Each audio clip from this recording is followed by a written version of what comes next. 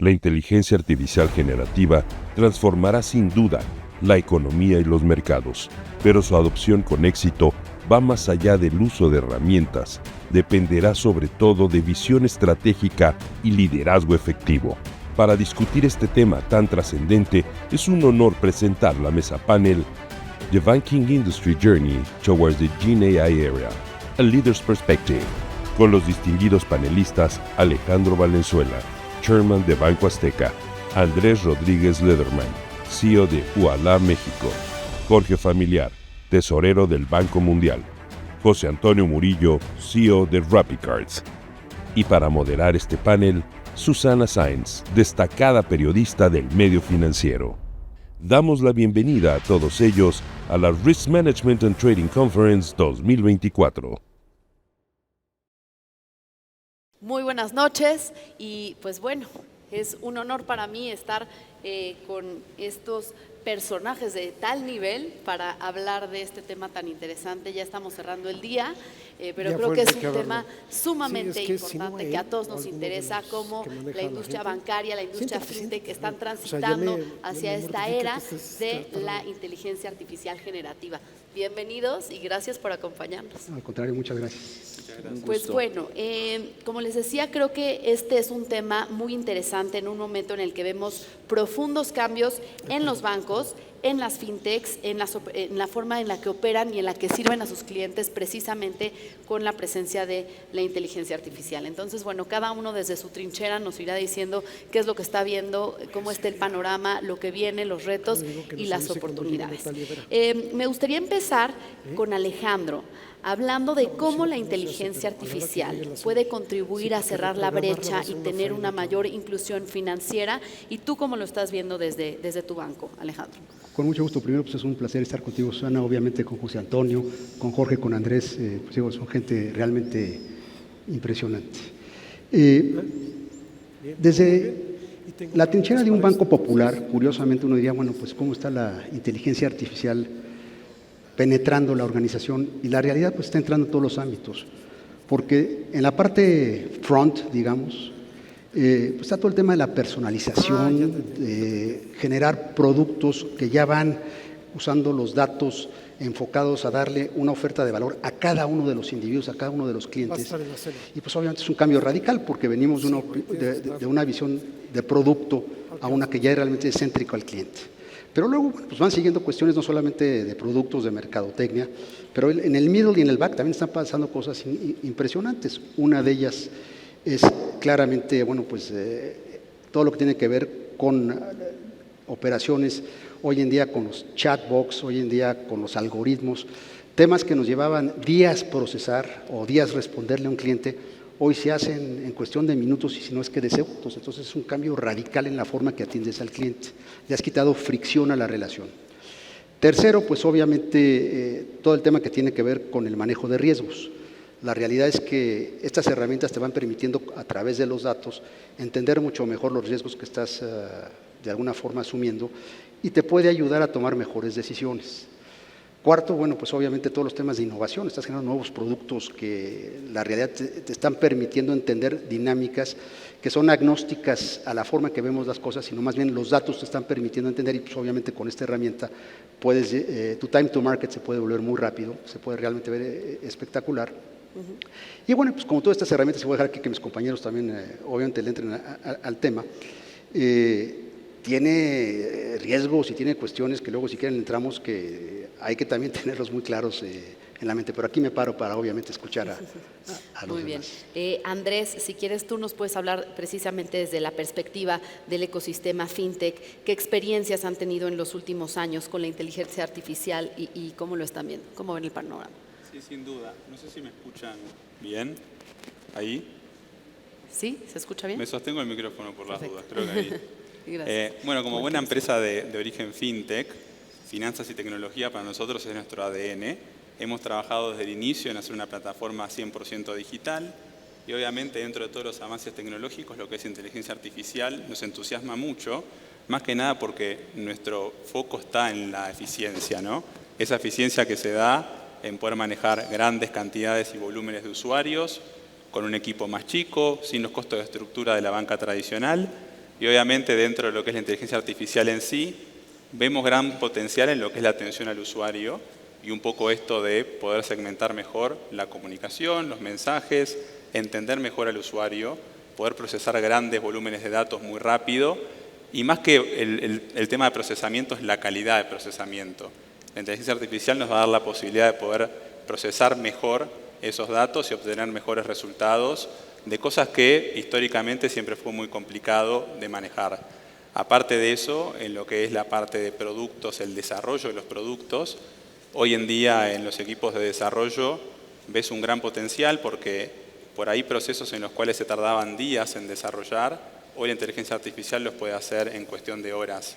Entonces también vemos que la evolución de los productos va a ser mucho más rápido y creemos que eso con la inteligencia artificial va a ser sin duda algo muy bueno que nos va a aportar mucho valor, pero termino también un poco para dar pie a los compañeros, va a tener muchos desafíos, porque obviamente no hay una regulación específica, hay muchas cosas que pueden llegar a ser riesgosas, todavía no conocemos 100% el potencial de la inteligencia artificial, por lo tanto no sabemos cuáles son los límites y el alcance que puede llegar a tener, y como ya sabemos, o sea, a nivel digital hay un gran desafío a nivel riesgos, a nivel fraude, en México y en toda Latinoamérica, y eso facilita muchos canales y el uso de tecnología para ese tipo de actividades fraudulentas nos tiene que tener con mucho cuidado.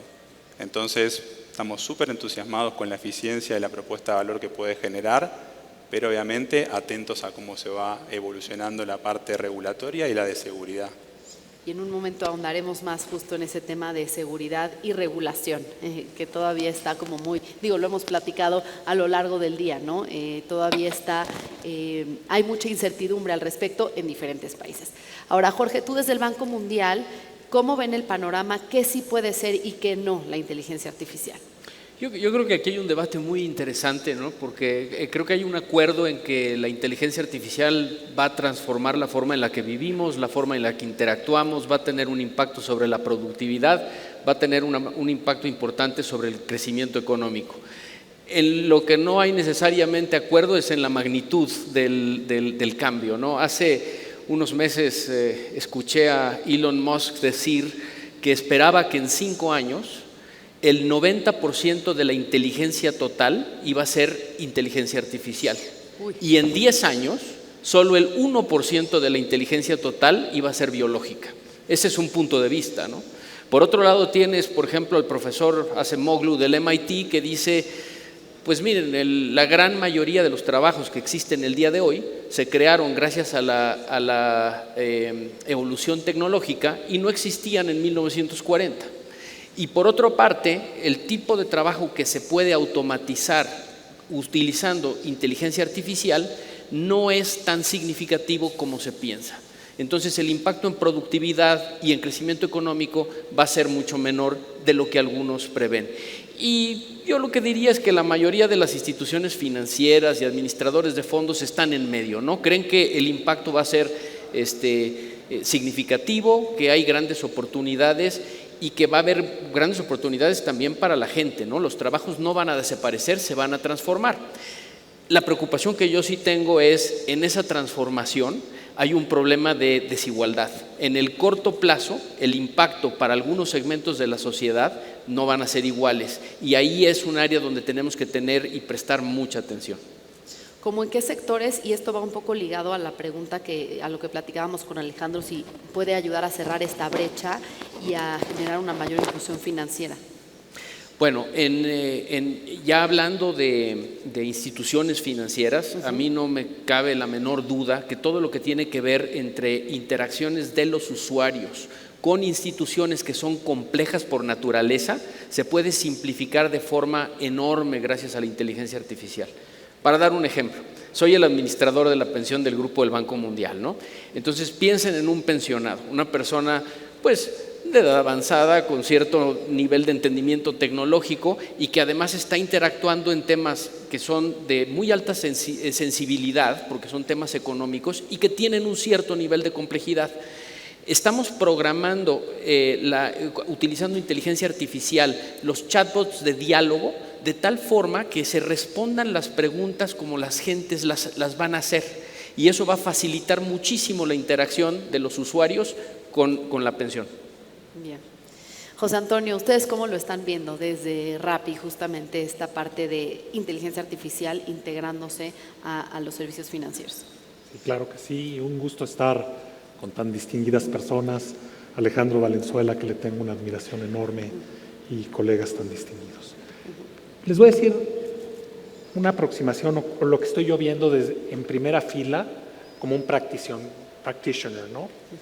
Y la verdad de las cosas es que el impacto en productividad es brutal, no es en todo, y hay como 3 casos como muy claros. Uno es en el desarrollo de la tecnología, y les voy a decir exactamente en qué y dónde lo estoy viendo.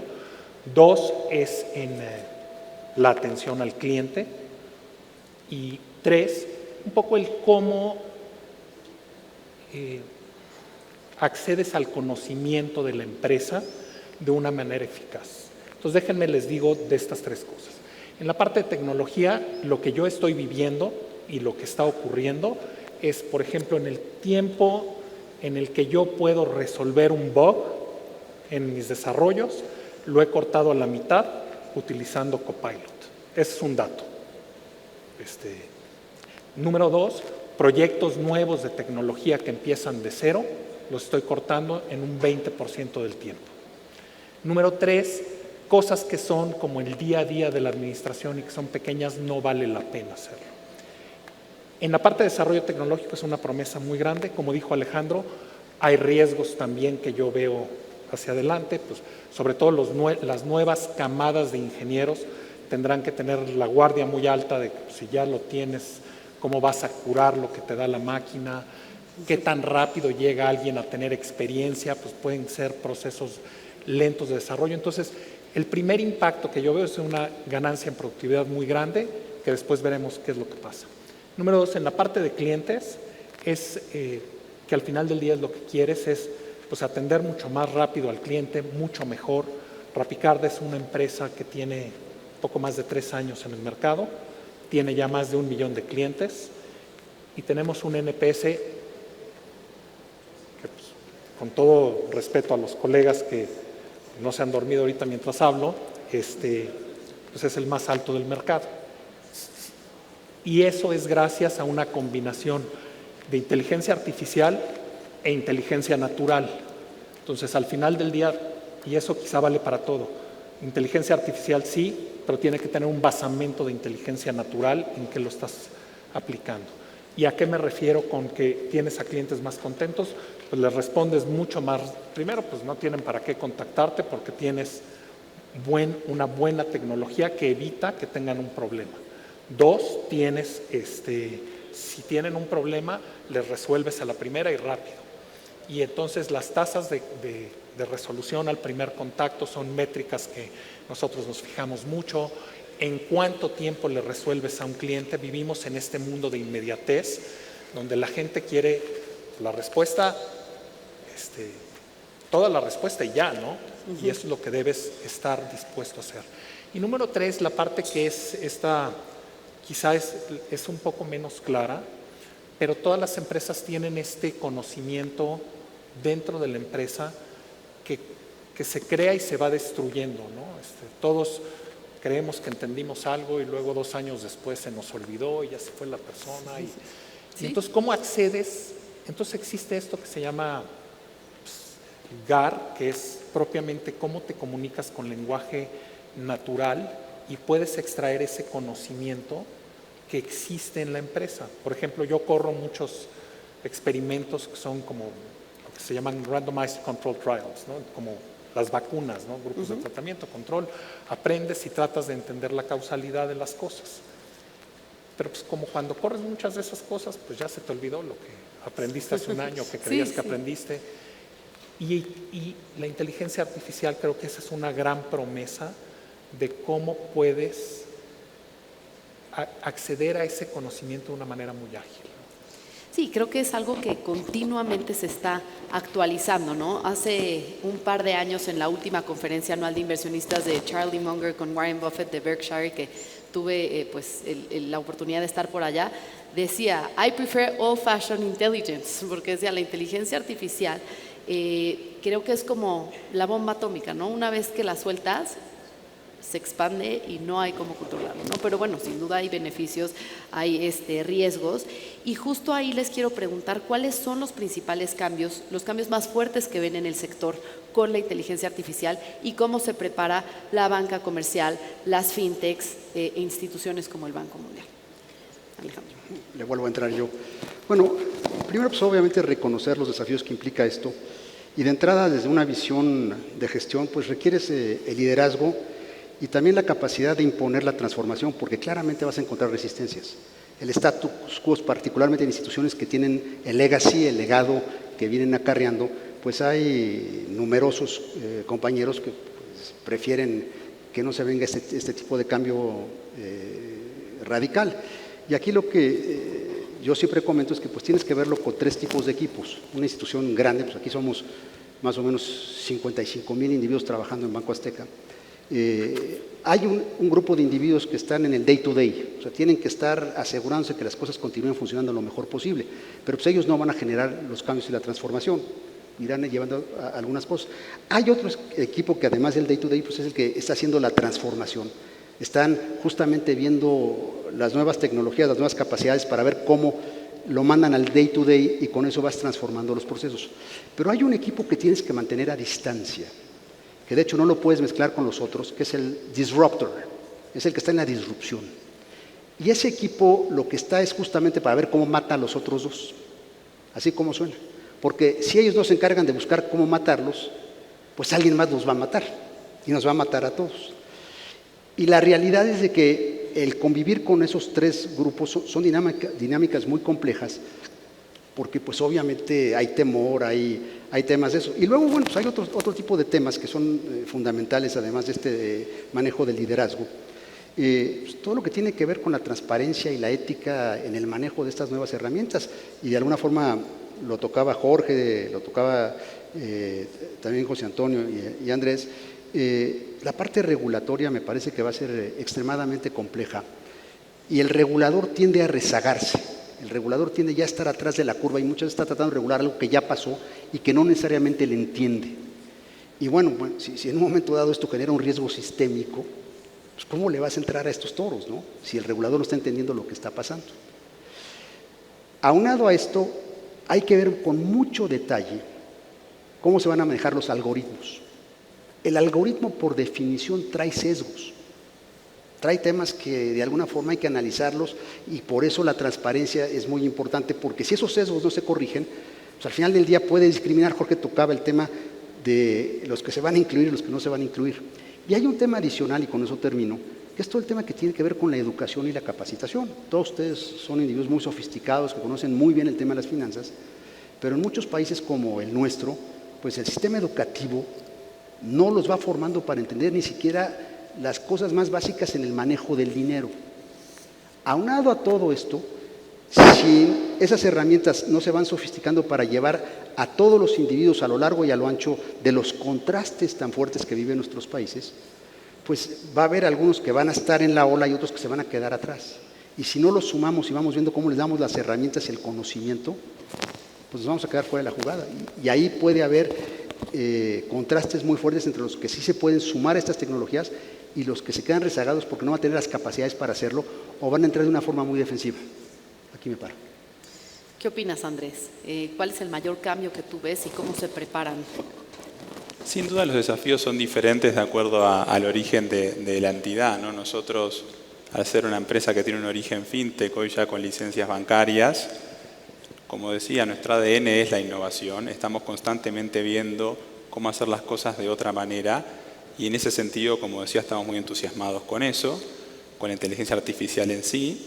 Y creo que utilizando algunos de los desafíos que tenemos hoy, que por ejemplo es el tema de la educación financiera, vemos grandes oportunidades porque nosotros generamos mucho contenido, porque básicamente lo que hacemos en nuestra propuesta de valor es acercar productos que históricamente estaban muy lejos de algunos segmentos.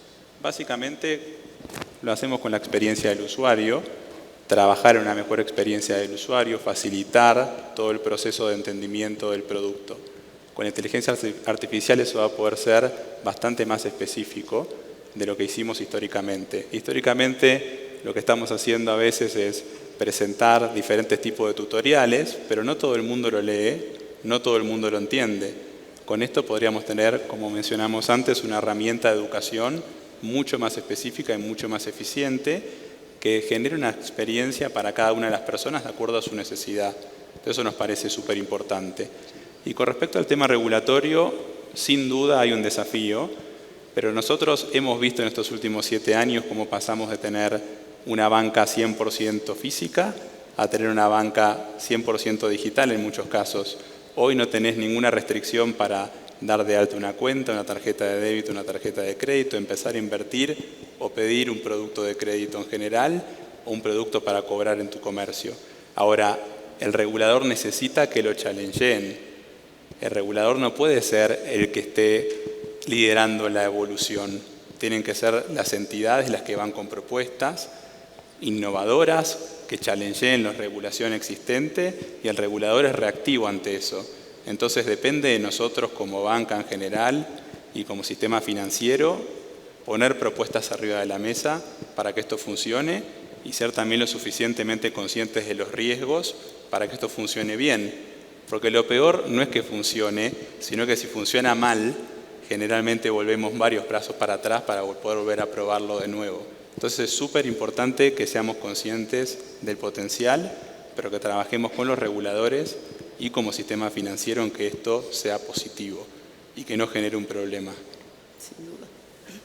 Jorge. Desde el punto de vista del Banco Mundial, yo creo que puedo contestar la pregunta desde dos lados completamente distintos, ¿no? Por una parte, la inteligencia artificial, la evolución tecnológica, la digitalización son temas esenciales de desarrollo. Entonces están directamente vinculados a lo que nosotros hacemos al perseguir nuestra misión de erradicación de pobreza, de reducción de la desigualdad, de procurar un mundo sustentable. Cuando yo estuve en esa parte del banco, hicimos un estudio muy interesante en América Latina que demostraba que cuando se adopta la digitalización se incrementa el empleo, porque la productividad se incrementa tanto que eso permite a las empresas crecer y contratar a más gente, lo que es un poco contraintuitivo, ¿no? Entonces, la inteligencia artificial, estamos hablando de un terreno nuevo, tal vez más complejo, con algunos retos de adopción, ciertamente riesgos regulatorios también, que tendremos que aprender a navegar en conjunto porque van a ser muy relevantes desde el punto de vista de desarrollo. Por otra parte, somos una institución financiera.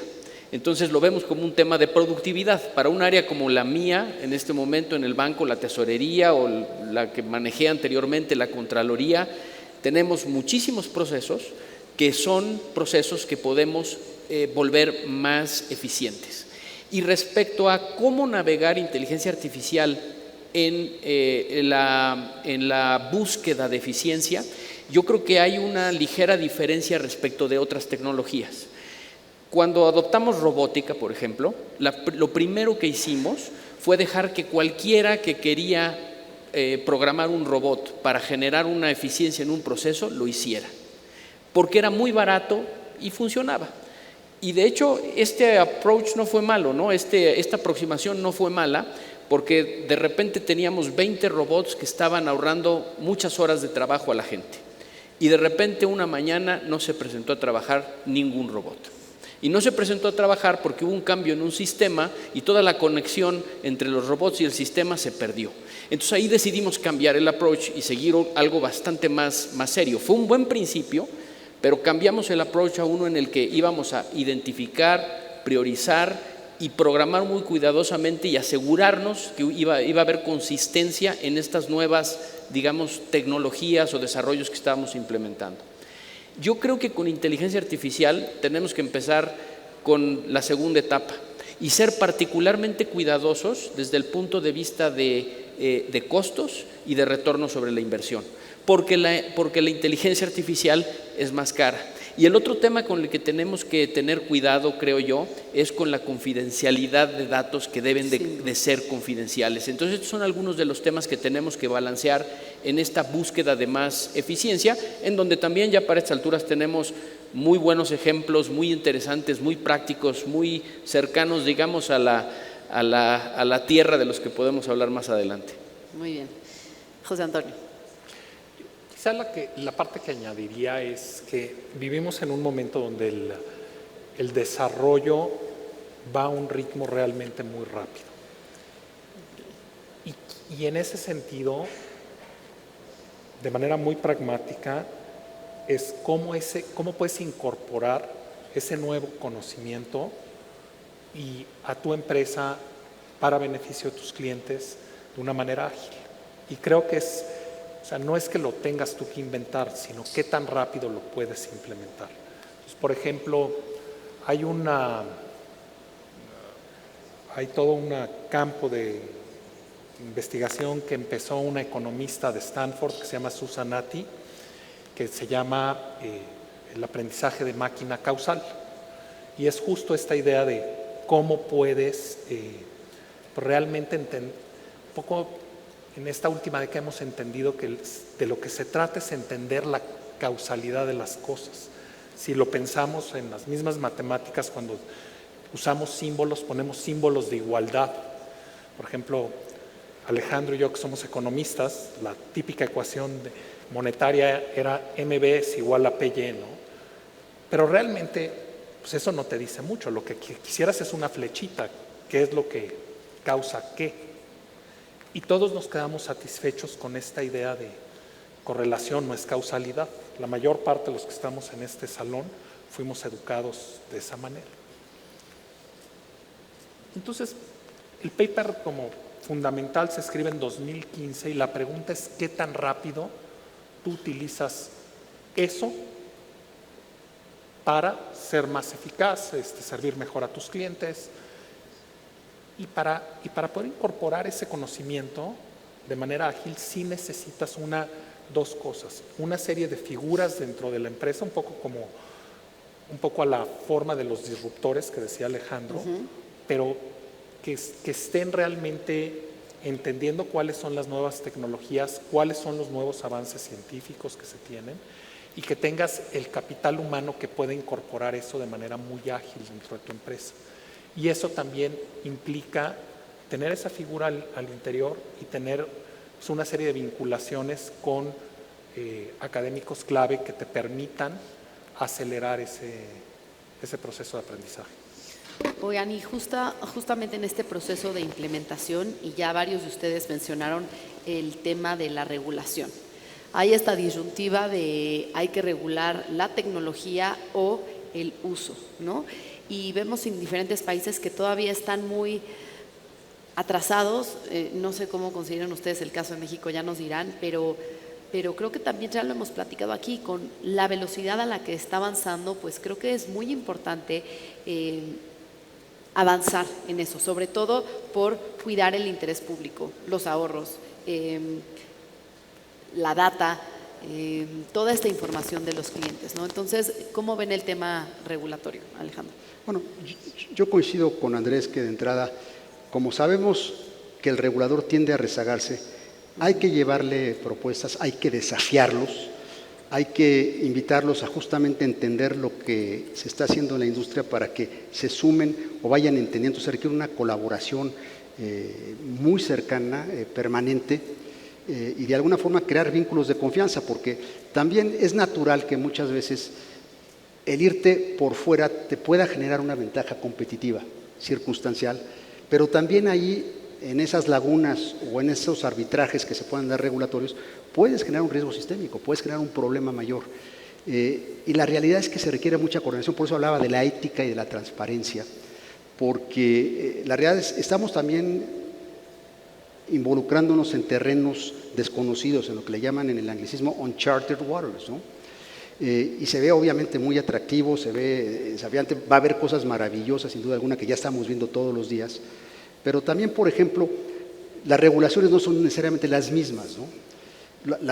Los bancos sabemos que, por ejemplo, pues todos los acuerdos de Basilea, lo que implica a través de la banca central, el llegar a poderlos unificar en los países, pues es complejísimo.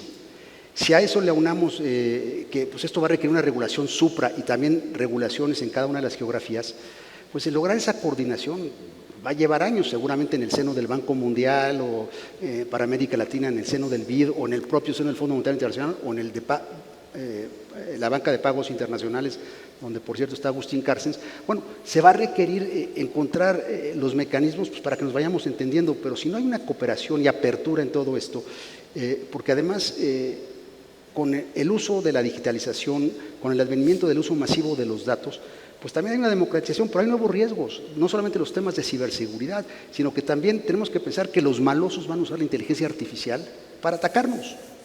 Y van a tratar de confundir al cliente, y van a tratar de llegarle por otro lado. Y hoy en día, los que estamos operando bancos sabemos la cantidad de fraudes que vivimos todos los días y la cantidad de engaños, tristemente también ante la ignorancia o pues, la falta de conocimiento de estas cuestiones, que la gente, es más fácil hoy en día robar un banco desde adentro que llegar con una pistola a una sucursal y sacarles la lana. Así en cuestión de milisegundos el SPEI te mueve lo que quieras. Y luego hay temas de trazabilidad y temas de seguimiento que son muy complejos, en donde también se requiere una enorme cooperación, porque si no vamos a estarle dando el terreno fértil a los pillos para que nos acaben de desfalcar. Y el componente para mí crítico para lograr que todas esas nuevas tecnologías y particularmente la inteligencia artificial prospere es generar confianza. Es realmente generar un ámbito de confianza donde todos podamos justamente trabajar en ella. No, excelente reflexión. Yo voy un poco por ese lado, salvo que tengas otra pregunta. No, es que justo en ese mismo sentido y lo que comentaba Alejandro que tú dijiste, ¿ya están presentando o ya han presentado algunas propuestas al regulador? Más que nada, primero quiero marcar mi positivismo con la inteligencia artificial, ¿no? O sea, más allá de estos desafíos que mencionamos, más allá de tener que trabajar mucho con los reguladores, y más allá de que seamos una industria que al ser hiperregulada va a tardar un poco más en adoptar alguna de estas soluciones, sí creo que lo vamos a terminar haciendo. Como digo, repasé la historia de la banca en Latinoamérica y lo que han hecho los reguladores por los servicios financieros en general, y la verdad que soy optimista sobre eso. Ahora, obviamente, el tema de atención al usuario debe ser una de las primeras cosas en las cuales vamos a poder utilizarla, más que nada en chats, en situaciones de interacción, para consultas, para ese tipo de interacciones, obviamente cuidando mucho la seguridad, porque justamente los atacantes van a poder utilizar este tipo de herramientas para eso.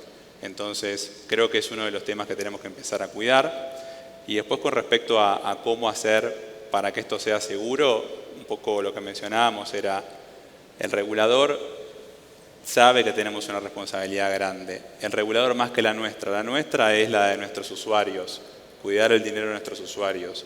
El regulador tiene que cuidar el sistema financiero en general.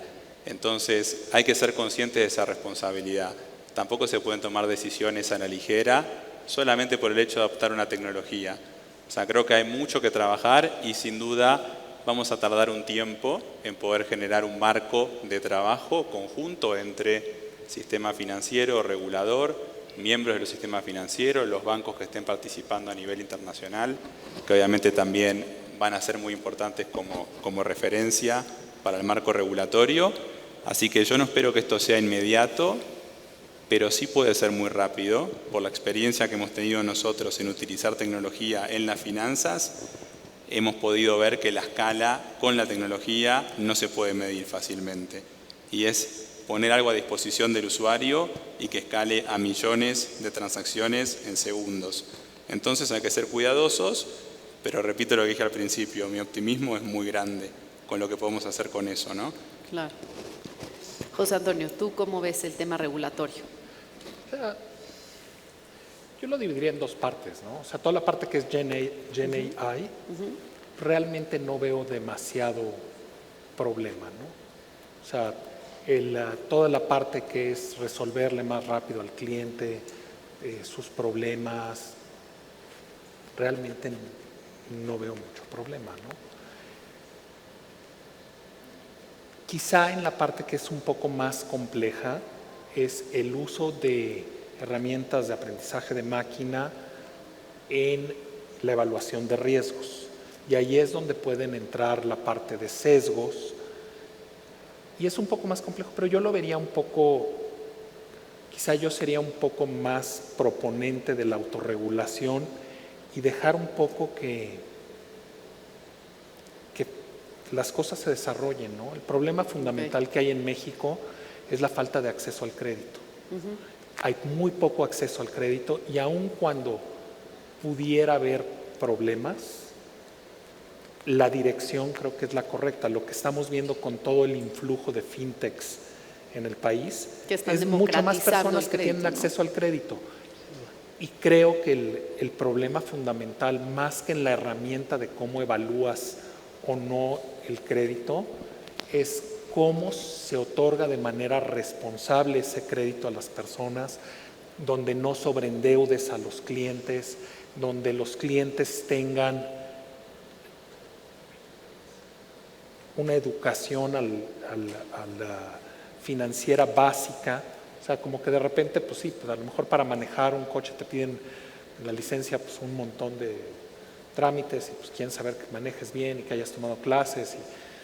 Pero bueno, pues también algo similar debería pasar con ciertos productos financieros, porque sí es triste que si se otorga el crédito de una manera irresponsable, más allá de los problemas sistémicos que puede generar en un país, son pequeñas historias que se vuelven dramas familiares, ¿no? Y de repente de manera muy básica, cuando a alguien le das acceso al crédito, que no tenía acceso al crédito, básicamente le abres una frontera de posibilidades, literalmente. Si tú no podías traer ingreso futuro al presente, hay muchos proyectos que se ven coartados, mucho potencial que no se realiza.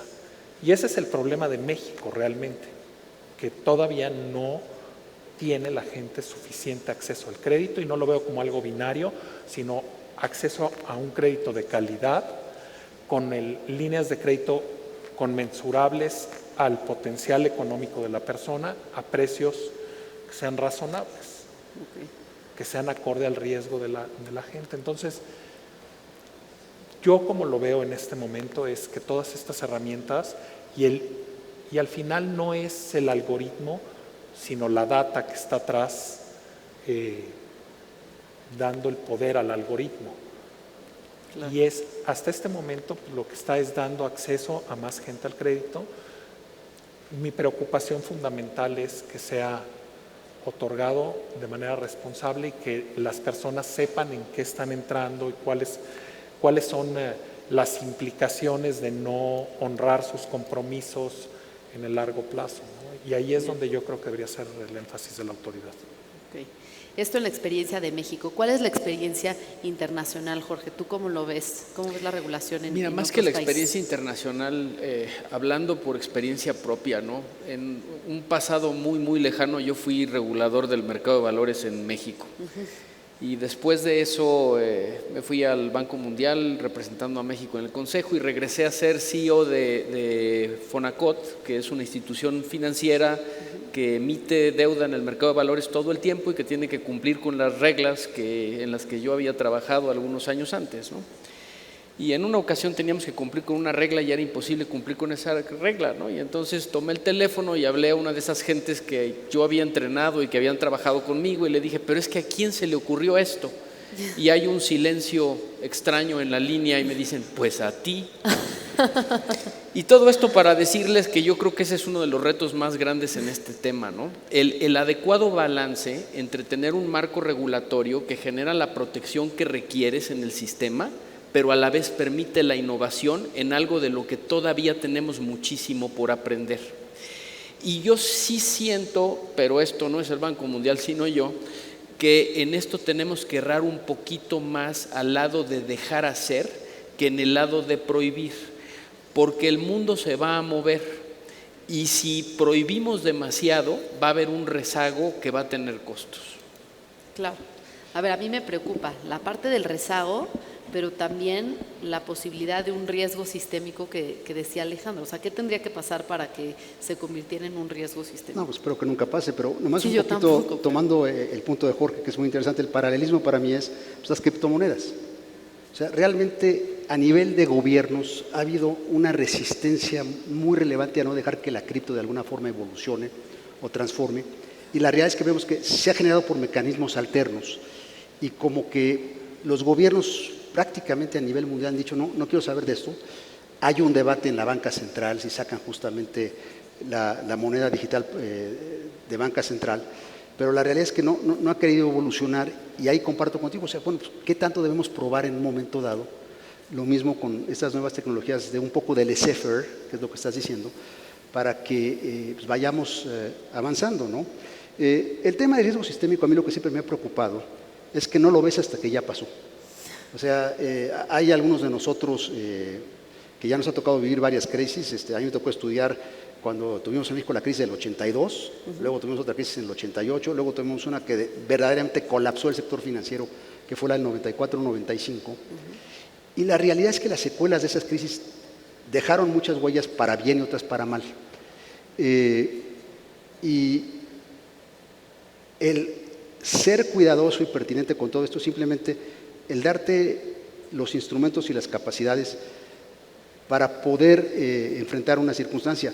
La realidad es que la banca, y voy a ser muy crítico aquí, ha sido muy irresponsable porque siempre ha sabido en el fondo que hay un prestamista de última instancia o alguien que llega y hace un bailout por el tema del riesgo sistémico. Entonces te lleva a tomar riesgos que ninguno de nosotros en lo individual tomaría normalmente, pero cuando sabes que puedes irle a chillar al regulador y decir, oye, es que si vuelo, vuela lo demás, pues obviamente el regulador no va a querer jugar con eso, ¿no? Entonces también el tema, y aquí también creo que todas estas herramientas nos pueden ayudar a irte avisando en qué momento tu nivel crediticio, tu nivel de apalancamiento, tu nivel de manejo, están entrando en zonas de riesgo que tienes que cuidar. A nadie nos gusta que no los digan, pero a lo mejor con la data que se va generando, pues vas a tener mejores parámetros para entender dónde estás parado siempre. Y como Andrés, también, yo soy sumamente optimista con esto, pero no por ello dicen que el que se quema con leche hasta el jocoque le sopla. Yo ya he visto cómo nos quemamos con leche y le sigo soplando al jocoque. Andrés, ¿qué opinas? Quiero nombrar un poco los desafíos que creo que realmente son el problema y no tanto la inteligencia artificial, ¿no? El 85% de las transacciones en México se hacen en efectivo cuando son menores a 500 pesos. El 53% de la gente tiene una cuenta bancaria. El 35 o 36% de la gente tiene un producto de crédito. Y obviamente cuando hablamos de invertir y el ahorro y el crédito es la base del crecimiento de una economía, estamos hablando del 1%. Entonces, si la inteligencia artificial nos permite tener más conocimiento de qué necesita ese usuario para poder darle ese tipo de asistencia, productos de crédito, productos de inversión, de ahorro, eventualmente generar más inclusión financiera y también empezar a generar mayor eficiencia en el sistema financiero en general, creo que es muy positivo. Y como mencionábamos antes, o sea, básicamente la inteligencia artificial tiene una capacidad de manejar datos e interpretarlos mucho más grande de lo que conocimos hasta ahora. Entonces, lo que falta en México para poder sortear estos desafíos también es información. Cuando uno va a los burós de crédito, cuando verifica lo que es el historial crediticio de las personas, en general no encuentra nada para mucha gente. Y eso, para entidades como las nuestras, le genera muchas complicaciones. Si nosotros logramos tener una visión de que la inteligencia artificial nos debería permitir, utilizando diferentes criterios, tener más data, más información de los usuarios, el famoso Know Your Customer, y poder empezar a tomar decisiones de riesgo basados en esos datos, creo que puede ser transformacional para el sistema financiero mexicano.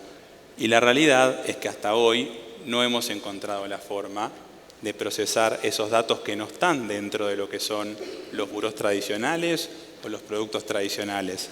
Entonces, ahí veo la oportunidad grande de la inteligencia artificial, esa capacidad de poder interpretar grandes volúmenes de datos y darnos visiones y regresiones que no vimos antes. Y eso hoy es muy complejo, muy, muy complejo. Tengo la visión de que con esto vamos a poder generar algo distinto a lo que teníamos y conocíamos hasta ahora. Así que en ese sentido veo un uso muy específico y, como siempre, apalancado en la regulación y lo que el regulador pueda ver como posibilidad. Y un poco lo que decía Jorge, van a tener que dejar que las entidades sean creativas y piensen un poco out of the box, ¿no? Claro. Y si solo pudiera reforzar este punto, Sí, claro. la última misión que hice antes de la pandemia fue justamente a China. Estuve ahí en diciembre de 2019 y visité Ant Financial. Y tenían un sistema de crédito en ese momento que le llamaban 310. 3 minutos para solicitar el crédito, 1 segundo para dar la respuesta, 0 intervención humana. El potencial de desarrollo que viene de un sistema tan eficiente de otorgamiento de crédito, como creo que todos los panelistas lo han mencionado, es espectacular. Ahí es donde alcanzar el balance es fundamental. En materia de Know Your Customer, estaban experimentando con reconocimiento facial, al grado de que estaban desarrollando aplicaciones para países que tenían reconocimiento facial como parte de la identificación nacional, como la prueba necesaria y suficiente para abrir cuentas bancarias. Entonces la gente está abriendo cuentas bancarias desde su teléfono, con la cámara de su teléfono, sin necesidad de ir a una sucursal. Yo creo que ahí hay grandes eficiencias que pueden generar enormes beneficios para la sociedad. Y aquí nada más, perdón, porque a mí me tocó también la misma experiencia. La realidad es que también tienes que estar listo para ver hasta dónde permites que ataquen tu privacidad. Porque esto puede en un momento dado llevarte a temas en donde se meten. O sea, en China la realidad es que tu privacidad la tienen totalmente coactada. Tú desde que llegas al aeropuerto ya saben quién eres, donde te muevas en China saben perfectamente quién eres. Y por ejemplo, digo, para hacer un contraste, y perdón que haya interrumpido en esta conversación, en México todavía no tenemos un carnet de identidad nacional. O sea, es increíble que un país de 130 millones de individuos no podamos identificar a cada uno a través de un mecanismo gubernamental que digan perfectamente quién es José Antonio, quién eres tú, quién es Andrés, o sea, quién soy yo, quién es cada uno de nosotros, y por eso pues todos los costos que implica el reconocer al cliente. O sea, el gobierno tampoco ha hecho su tarea para ayudarnos a entender quién es cada uno de nosotros, dónde estamos. El costo que implica para cualquiera de estas instituciones de conocer y entender a cada uno de nuestros clientes es una barbaridad. Perdón, ¿eh? No, claro, este tema de la identificación única es fundamental en México. José Antonio. No, yo escuchaba a Jorge y la verdad de las cosas es que suena como anuncio, pero RappiCard, tú haces el onboarding en 2 minutos, te identificas con el teléfono, pones la INE, y el fraude por robo de identidad ahorita es 0.